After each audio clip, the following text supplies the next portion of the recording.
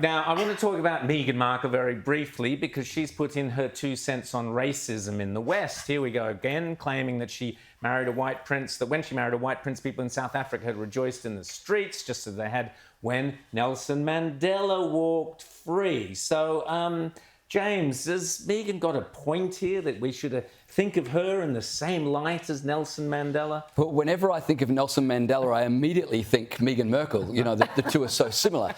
Meghan's fallen out with her... Meghan Markle is a Merkel. The Merkel is the Sorry, German Markle.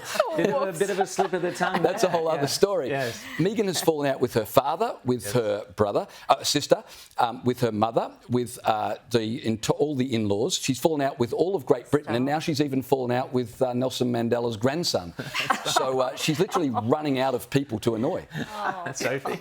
Look, I think the biggest difference between Meghan Markle and Nelson Mandela, look, I take her point that people dancing in the streets, look, they do that at New Year's and so forth. I think there is a big difference, and it's his capacity for forgiveness and his advocacy for peace. I think she does the opposite. So he said, when I headed towards that gate of the prison, I knew I had to leave all that bitterness and hatred behind, otherwise I'd still be in prison. She seems to take it to everything, every conversation, every interview. That's a major difference from my standpoint. I love what you're saying there. You're quoting Nelson Mandela. So let me just quote Meghan Markle. Let's have a listen to Meghan Markle and see if we can see any similarities with Nelson Mandela. Here we go. Yes, the diva thing we can play into. I mean, it's not something that I connect to, but for you, it's been a huge part of your... Give us diva moments sometimes, Meghan. What kind Don't of diva even moments act do like, I give you?